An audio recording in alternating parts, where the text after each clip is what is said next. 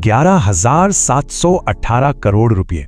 कभी सोचा है इतनी बड़ी रकम से क्या कुछ हो सकता है? और पता है, ये पैसा सिर्फ एक गिनती के लिए नहीं है, ये भारत की अगली जनगणना को हमेशा के लिए बदलने वाला है। इसमें 2 इतने बड़े बदलाव होने जा रहे हैं जो हमारे समाज की पूरी तस्वीर ही बदल सकते हैं।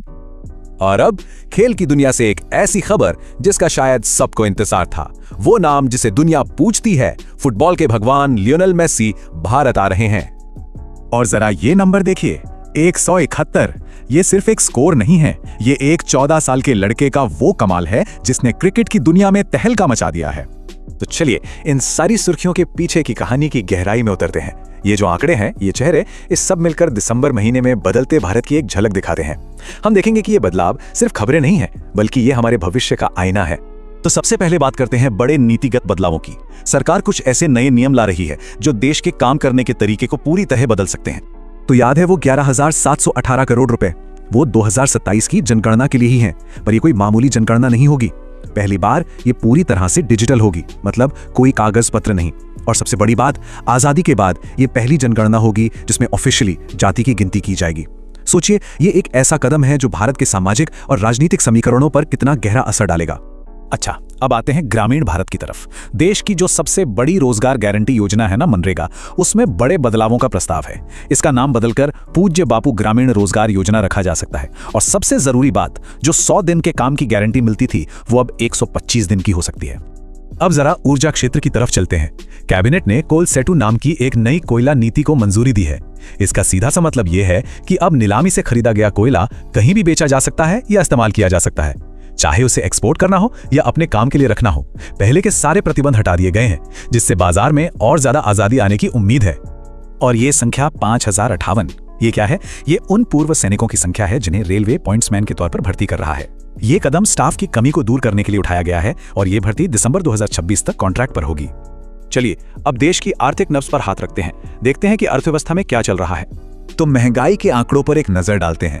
अक्टूबर 2025 में ये 0.25% के बहुत ही निचले स्तर पर थी, लेकिन नवंबर में ये थोड़ा सा बढ़कर 0.7% हो गई। ये बढ़ोतरी भले ही छोटी लगे, पर इस पर नजर रखनी होगी। तो अहम सवाल यही है कि महंगाई में इस मामूली सी बढ़ोतरी का हम सब के घर के बजट पर क्या असर पड़ेगा? क्या ये कोई चिंता की बात है? अब किसानों के लिए एक बहुत अच्छी खबर। सरकार ने 2026 सीजन के लिए खोपरा यानी सूखे नारियल के न्यूनतम समर्थन मूल्य MSP में शानदार बढ़ोतरी की है। जैसा कि आप देख सकते हैं, ये बढ़ोतरी किसानों की आय को बढ़ाने में एक बड़ा कदम साबित हो सकती है। एक और बड़ा आर्थिक बदलाव जो आ सकता है वो बीमा क्षेत्र से जुड़ा है। सरकार इस बात पर विचार कर रही है कि भारतीय बीमा कंपनियों में विदेशी निवेश पर जो 74% की सीमा लगी हुई है, उसे पूरी तरह से हटा दिया जाए। इसका मकसद है कि और ज्यादा विदेशी निवेश देश में आए। अब देखते हैं कि अंतर्राष्ट्रीय मंच पर भारत की आवाज कैसे सुनी जा रही है और दुनिया भर में क्या हो रहा है। ये भारत के लिए एक बहुत बड़ी कूटनीतिक जीत है। संयुक्त राष्ट्र ने जंगलों की आग से निपटने के लिए भारत के प्रस्ताव को अपना लिया है। यह दिखाता है कि दुनिया अब पर्यावरण जैसे गंभीर मुद्दों पर भारत की तरफ उम्मीद से देख रही है। और भारत का यह प्रस्ताव इतना खास क्यों है? देखिए, दुनिया अब तक क्या करती थी? आग लगने के बाद उसे बुझाने पर ध्यान देती थी, लेकिन भारत का कहना है आग लगने ही क्यों दें। ये रोकथाम और शुरुआती चेतावनी पर फोकस करता है, जो कि सोच में ही एक बहुत बड़ा बदलाव है। इस बीच यूरोप में एक काफी विवादास्पद योजना आगे बढ़ रही है।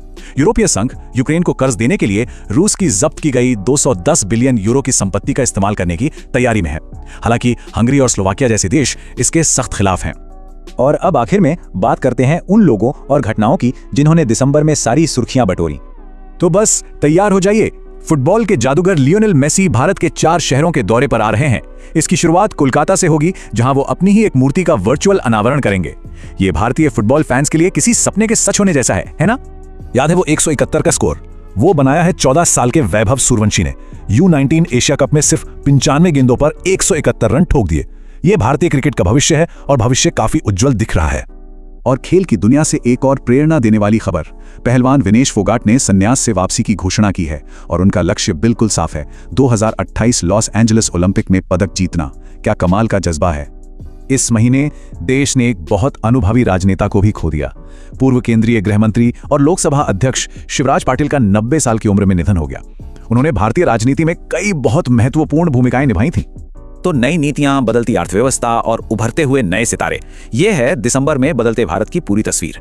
लेकिन असली सवाल तो ये है कि इन सब में से कौन सा बदलाव वो डिजिटल जनगणना या मेस्सी का भारत आना या फिर उस युवा क्रिकेटर का रिकॉर्ड आने वाले सालों में भारत की कहानी लिखेगा।